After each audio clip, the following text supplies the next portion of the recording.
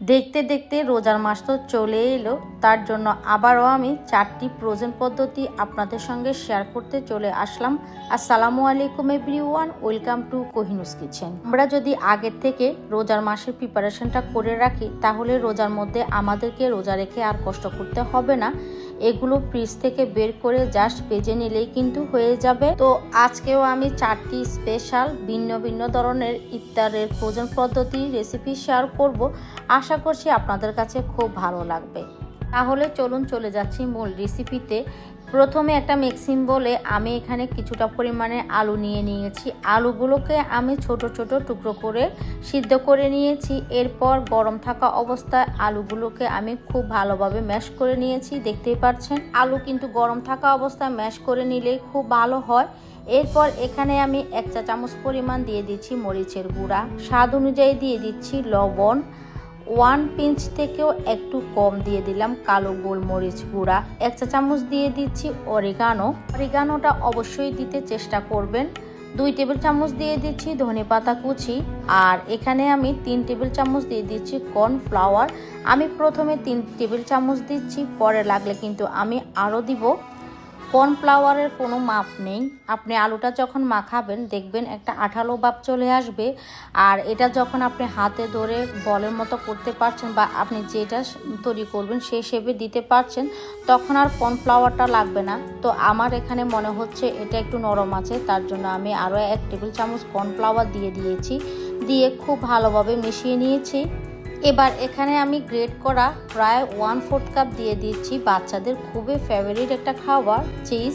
এই আলুর নাগেটসগুলো যদি এরকম চিজ দিয়ে আপনি তৈরি করেন তাহলে বাচ্চারা খুবই পছন্দ করে খাবে। পর আলুর সঙ্গে খুব ভালোভাবে চিজটাকে আমি মিশিয়ে নিয়েছি। হাতের মধ্যে হালকা একটু তেল নিয়ে নিয়েছি যাতে করে আমি এটাকে খুব ভালোভাবে রোল করতে পারি আর হাতের মধ্যে যেন না লাগে। এবার এই আলুর ডোটাকে আমি 2 ভাগে ভাগ করে নিয়েছি আর বোর্ডের মধ্যে হালকা একটু তেল মেখে নিয়েছি। এবার একটা অংশ বোর্ডের মধ্যে নিয়ে রোলের মতো লম্বা করে নিয়েছি, নিয়ে হাত দিয়ে হালকা হাতে একটু প্রেস করে আমি একটা শেপ দিয়ে নিচ্ছি। লম্বা এরকম করে সমান করে নিয়েছি। এবার একটা নাইফ দিয়ে আবারও সমান করে নিচ্ছি। এবার আমি চিকেন নাগেটসের মতো এই আলুর নাগেটসগুলো শেপ করে নিব। তো আমি আলুর নাগেটসগুলোকে চিকেন নাগেটসের শেপে কেটে নিচ্ছি। আপনারা আপনাদের পছন্দ মতো যে কোনো শেপে কেটে নিতে পারেন। তো আলু নাগেটসগুলো আমার কাটা হয়ে গিয়েছে, আমি কাছ থেকে দেখিয়ে দিচ্ছি। এভাবে করে আমি সবগুলো নাগেটস এভাবে করে কেটে নিব। তো একটা পাত্রের মধ্যে আমি উঠিয়ে নিচ্ছি। সবগুলো নাগেটস আমার তৈরি করা হয়ে গিয়েছে। এবার এটাকে আমি একটা সাইডে রেখে দিয়ে অন্য একটা পাত্রের মধ্যে একটা ডিম ভেঙে নিচ্ছি। 1 পিঞ্চ দিয়ে দিলাম লবণ আর 1 পিঞ্চ থেকেও একটু কম কালো গোলমরিচ গুঁড়া দিয়ে ডিমটাকে খুব ভালোভাবে ফেটিয়ে নিতে হবে। ডিমটাকেও খুব ভালোভাবে ফেটিয়ে নিয়েছি। এবার এটাকে একটা সাইডে রেখে দিচ্ছি। এখানে আমি ব্রেড ক্রাম্ব নিয়ে নিয়েছি। এই ব্রেড ক্রাম্বগুলো আমার বাসায় তৈরি করা, আপনারা চাইলে বাইরের কেনা ব্রেড ক্রাম্ব দিয়েও তৈরি করে নিতে পারেন। এবার আলুর এই নাগেটসটাকে আমি ডিমের এই মিশ্রণের মধ্যে খুব ভালোভাবে চুবিয়ে নিয়েছি আর এক্সট্রা ডিমটাকে জেরে ফেলে দিয়েছি। এবার এই ব্রেড ক্রাম্বের মধ্যে খুব ভালোভাবে কোট করে নিতে হবে। আপনারা যদি 2 বার করে কোট করতে চান সেক্ষেত্রে ডিমের মিশ্রণের মধ্যে চুবিয়ে আবারও ব্রেড ক্রাম্বের মধ্যে কোট করে নিলে হয়ে যাবে। তো আমি একবার করে কোট করে নিচ্ছি। এভাবে করে আমি সবগুলো আলুর নাগেটস তৈরি করে নিব। সবগুলো আলুর নাগেটস তৈরি করা হয়ে গিয়েছে। এখন এটাকে আমি ডিপ ফ্রিজে রেখে দিব। এভাবে আমি 30 মিনিটের জন্য ডিপ ফ্রিজে রেখে দিচ্ছি। একটু হালকা শক্ত হলে আমি ফ্রোজেন করে ফেলবো। আপনারা চাইলে 1 থেকে 2 ঘন্টাও রাখতে পারেন, এটা আপনাদের ইচ্ছা। তো আমি 30 মিনিট পরে ফ্রিজ থেকে নামিয়ে নিয়েছি আর আজকে আমি ফ্রোজেন করছি বক্সের মধ্যে। আপনারা চাইলে যে কোনো জিপলক ব্যাগেও রাখতে পারেন। তো বক্সের মধ্যে প্রথমে একটা টিস্যু বিছিয়ে দিয়েছি, এরপর একে একে আলুর নাগেটসগুলো আমি রেখে দিচ্ছি খুব ভালোভাবে দিয়ে। আবারও উপরে কিন্তু খুব ভালোভাবে টিস্যু দিয়ে দিতে হবে যাতে করে ভিতরে যেন পানি না ঢুকতে পারে। আবারও উপরে আমি টিস্যু দিয়ে দিয়েছি। সবগুলো নাগেটস আমার ঢুকানো হয়ে গিয়েছে। এবার ঢাকনা দিয়ে এটাকে ডিপ ফ্রিজে সংরক্ষণ করব 1 মাসের জন্য। যখন আপনার প্রয়োজন হবে ডিপ ফ্রিজ থেকে নামিয়ে ডুবো তেলে ভেজে নিলে তৈরি হয়ে যাবে আলুর নাগেটস। এটা বাচ্চাদের খুবই পছন্দের একটা খাবার। এবার তৈরি করব বাচ্চাদের খুবই পছন্দের একটা খাবার পটেটো চিজ বল। এটা খাবার টেবিলে ইফতারের আইটেম হিসেবে থাকলে বাচ্চারা খুবই পছন্দ করে খাবে। প্রথমে একটা মিক্সিং বলে আমি এখানে নিয়ে নিয়েছি 3টা বড় সাইজের সিদ্ধ করা আলু। আলুগুলোকে আমি ছোট ছোট করে সিদ্ধ করে নিয়েছি। এবার গরম থাকা অবস্থায় আলুগুলোকে খুব ভালোভাবে ম্যাশ করে নিয়েছি। আর আলুগুলোকে গরম থাকা অবস্থায় ম্যাশ করে নিতে হবে, ঠান্ডা হলে কিন্তু আলুগুলো ম্যাশ হতে চায় না। এবার এখানে 1 চা চামচ দিয়ে দিলাম চিলি ফ্লেক্স, 1 চা চামচ দিয়ে দিচ্ছি ম্যাজিক মশলা, আপনারা চাইলে চাট মশলাও দিতে পারেন। 1 চা চামচ করে দিয়ে দিচ্ছি আদার গুঁড়া আর রসুনের গুঁড়া, আপনারা চাইলে ফ্রেশ আদা বাটা রসুন বাটাও দিতে পারেন। 1 পিঞ্চ থেকে একটু কম দিয়ে দিলাম কালো গোলমরিচ গুঁড়া, 2 টেবিল চামচ পরিমাণ দিয়ে দিলাম ধনেপাতা কুচি। এবার সবকিছুকে একসঙ্গে খুব ভালোভাবে আলুর সঙ্গে মিশিয়ে নিতে হবে। আমি কিন্তু আলুর মধ্যে লবণ দেইনি, আলু যখন সিদ্ধ করেছি তখন আমি লবণ দিয়ে সিদ্ধ করেছি, তার জন্য এখন আর লবণ দিচ্ছি না। কিছুকে একসঙ্গে খুব ভালোভাবে মিশিয়ে নিয়েছি। এবার এখানে আমাদের লাগবে হলো মজারেলা চিজ। আমি এখানে ছোট ছোট করে টুকরো করে মজারেলা চিজ কেটে নিয়েছি। এইবার আমি কিছুটা পরিমাণে আলুর মিশ্রণ হাতের মধ্যে নিয়ে হাতের মধ্যে এটাকে একটু প্রেস করে নিচ্ছি। দিয়ে মাঝখানে একটা মজারেলা চিজ দিয়ে চারপাশ থেকে আবারও গোল করে এই মজারেলা চিজটাকে খুব ভালোভাবে ডেকে দিতে হবে। এবার যতটা পারা যায় এই বলটাকে একদম মসৃণ করে তৈরি করে নিতে হবে, যাতে করে এই বলের মধ্যে কোনো ধরনের ফাটল বা ক্র্যাক না থাকে। তো দেখতেই পাচ্ছেন আমি একটা বল তৈরি করে নিয়েছি। আর এই বলের মধ্যে যদি কোনো ধরনের ফাটল বা ক্র্যাক থাকে তাহলে বাজার সময় কিন্তু ভিতর থেকে চিজটা বের হয়ে যেতে পারে। তো সবগুলো বল তৈরি করে নিয়েছি। এবার একটা বাটিতে আমি একটা ডিম ভেঙে নিচ্ছি। আর এখানে 1/4 চা চামচ লবণ আর 1/4 চা চামচ আমি কালো গোলমরিচ গুঁড়া দিয়ে দিয়েছি। দিয়ে ডিমটাকে খুব ভালোভাবে ফেটে নিতে হবে। এবার এটার কোট করার জন্য আমাদের লাগবে হলো ব্রেড ক্রাম্ব। আমি এই ব্রেড ক্রাম্ব নিয়ে নিয়েছি, এটা বাইরের কেনা ব্রেড ক্রাম্ব। এবার যেটা করতে হবে, এই আলুর চিজ বলগুলোকে আমি এই ডিমের মিশ্রণের মধ্যে খুব ভালোভাবে ডুবিয়ে নিচ্ছি। এবার এক্সট্রা যে ডিমটা থাকবে সেটাকে জেরে ফেলে দিতে হবে। এবার এই ব্রেড ক্রাম্বের মধ্যে ডুবিয়ে খুব ভালোভাবে কোট করে নিতে হবে। এই কাজটা কিন্তু খুব ভালোভাবে করে নিতে হবে। ডিমের মধ্যে বা ব্রেড ক্রাম্বের মধ্যে ডুবিয়ে এটাকে খুব ভালোভাবে কোট করে না নিলে পরবর্তীতে আপনি যখন এটা তেলে ভাজবেন, ভিতরে যেহেতু চিজ দেওয়া আছে সেক্ষেত্রে চিজটা বের হয়ে যেতে পারে। তা আমি 2বার করে কোট করে নিয়েছি, দেখতেই পাচ্ছেন। আপনারা চাইলে একবার কোট করে নিতে পারেন, তবে ডাবল কোট করে নেওয়াই ভালো। তো আমি কোট করে নিয়েছি। এভাবে সবগুলো পটেটো চিজ বল আমি কোট করে নিব। সবগুলো পটেটো চিজ বল আমার কোট করা হয়ে গিয়েছে।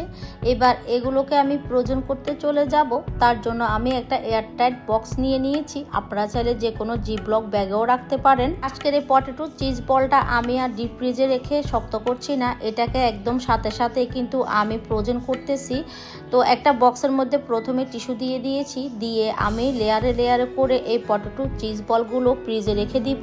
এবার আমি এটাকে ডিপ ফ্রিজে রেখে দিচ্ছি 1 মাসের জন্য। যখন আমার প্রয়োজন হবে তখন ফ্রিজ থেকে নামিয়ে ডুবো তেলে ভেজে নিলে তৈরি হয়ে যাবে বাচ্চাদের খুবই পছন্দের পটেটো চিজ বল।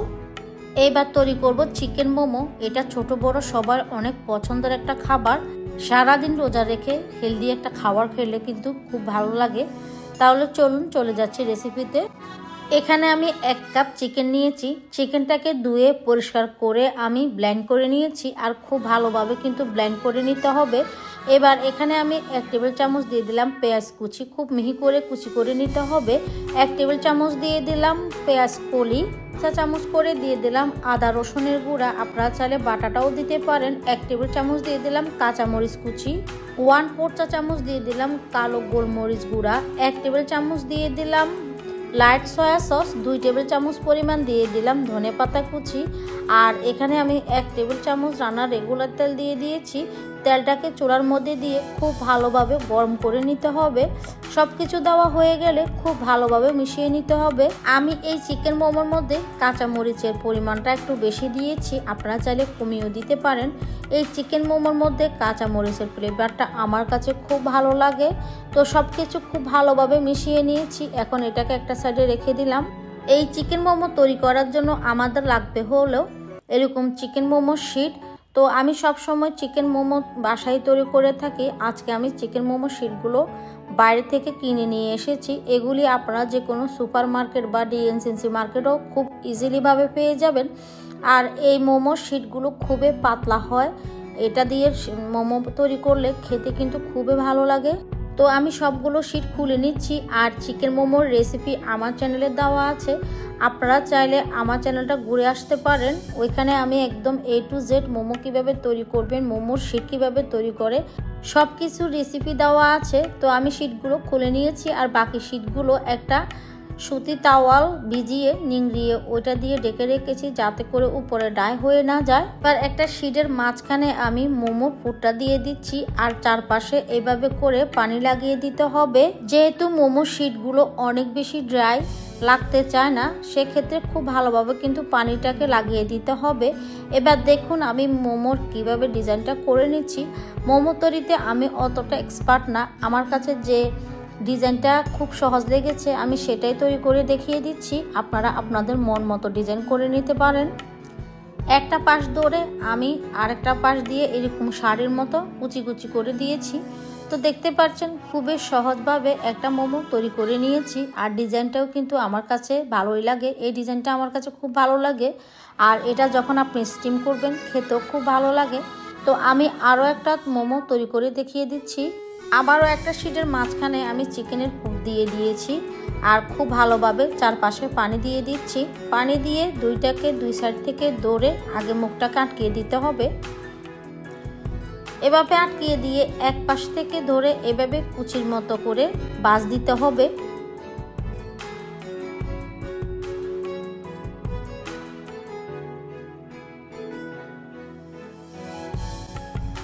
এই তো দেখতে পাচ্ছেন আমাদের আরেকটা চিকেন মোমো তৈরি হয়ে গিয়েছে। উপরের এই অংশটা যদি লাগতে না চায় সেক্ষেত্রে আরও একটু পানি দিয়ে খুব ভালোভাবে মুখটাকে আটকিয়ে দিবেন, তা না হলে স্টিম করলে কিন্তু মুখটা খুলে যাবে। তো এভাবে করে আমি সবগুলো চিকেন মোমো তৈরি করে নিব। সবগুলো মোমো আমার তৈরি করা হয়ে গিয়েছে। এখন এগুলোকে আমি ফ্রোজেন করব। আমি যে বোর্ডের মধ্যে রেখেছি এই বোর্ড সহ ডিপ ফ্রিজে রেখে দিব। এগুলি যখন একদম শক্ত হয়ে যাব তখন এগুলোকে জিপলক ব্যাগের মধ্যে রেখে দিব। তো আমি 1 ঘন্টার জন্য ডিপ ফ্রিজে রেখে দিয়েছি। দেখতে পাচ্ছেন সবগুলো কিন্তু শক্ত হয়ে গিয়েছে। এখন জিপলক ব্যাগের মধ্যে আমি ঢুকিয়ে রাখছি। আপনারা চাইলে যে কোনো এয়ারটাইট বক্সেও ঢুকিয়ে রাখতে পারেন।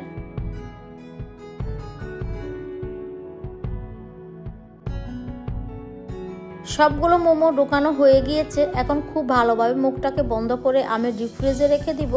যখন আমার মন চাইবে তখন শুধু স্টিমারে স্টিম করে নিলেই তৈরি হয়ে যাবে অনেক মজাদার চিকেন মোমো। এই চিকেন মোমোটা বাচ্চারা খুবই পছন্দ করে খাবে। এখন তৈরি করে দেখাবো বিফ শিশ কাবাব। এটা বাচ্চারা তো খুবই পছন্দ করে খাবে। বিফ শিশ কাবাব তৈরি করার জন্য এখানে 1 কেজি আমি বিফ নিয়েছি, কিমা করে নিয়েছি দেখতেই পাচ্ছেন। এখন এটাকে একটা ব্লেন্ডারে জারে দিয়ে দিচ্ছি। তো আমার ব্লেন্ডারে জারটা যেহেতু ছোট তার জন্য আমি দুইবারে ব্লেন্ড করে নিব। 1.5 টেবিল চামচ আদা বাটা আর 1.5 টেবিল চামচ রসুন বাটা দিয়ে দিচ্ছি।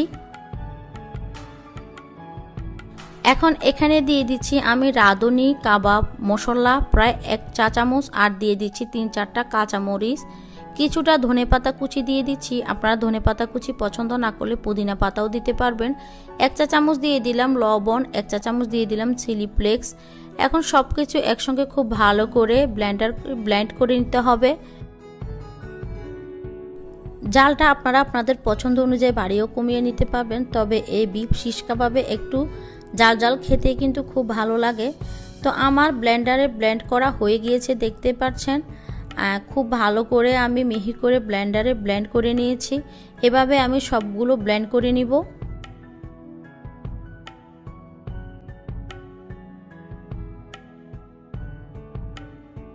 সবগুলো বিফ আমি ব্লেন্ড করে নিয়েছি দেখতেই পাচ্ছেন। এখন আবারও হাত দিয়ে খুব ভালো করে সবকিছু মিক্স করে নিতে হবে। তো এরকম একটা শাসলিকের কাঠি নিয়ে নিয়েছি। এখন কিছুটা বিফ আমি হাতে নিয়ে নিচ্ছি। হাতের মধ্যে মোট করে আমি কাঠির ভিতরে ঢুকিয়ে ঢুকিয়ে বিফ শিশ কাবাবটা তৈরি করে নিব। আপনারা এটা দেখে বুঝে নিতে হবে আমি কাজটা কিভাবে করছি।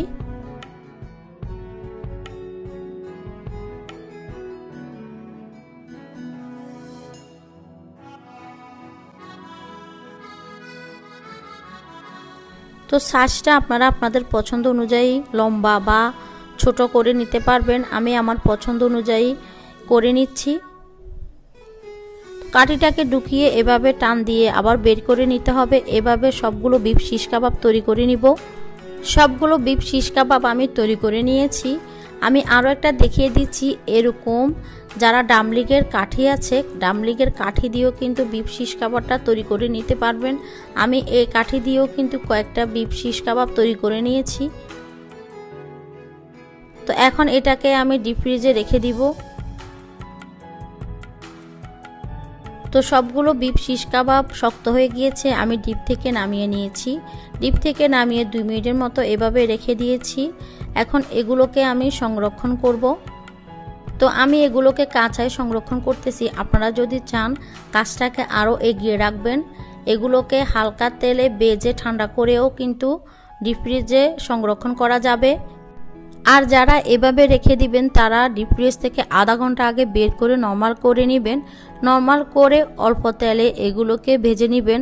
আর যারা ইলেকট্রিক ওভেনে করবেন তারা 300 ডিগ্রি সেলসিয়াসে প্রায় 10 মিনিট এগুলোকে বেক করে নিলেই কিন্তু হয়ে যাবে। এখন এগুলোকে আমি ডিপ ফ্রিজে এভাবে রেখে দিব।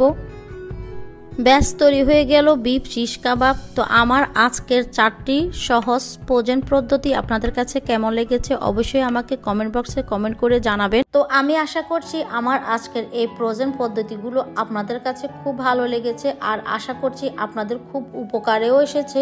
অবশ্যই চেষ্টা করবেন রমাদানের আগে এই ফ্রোজেন পদ্ধতিগুলো আপনারা আগে থেকে ডিপ ফ্রিজে সংরক্ষণ করে রাখতে। আগে থেকে যদি আপনারা এভাবে প্রিপারেশন নিয়ে রাখেন তাহলে আপনাদের রোজার মধ্যে আর কোনো কষ্টই হবে না। তাহলে আজকের মতো এখানে বিদায় নিয়ে নিয়েছি। সবাই অনেক বেশি ভালো থাকবেন, সুস্থ থাকবেন, সবাই সবার জন্য দোয়া করবেন। আল্লাহ হাফেজ।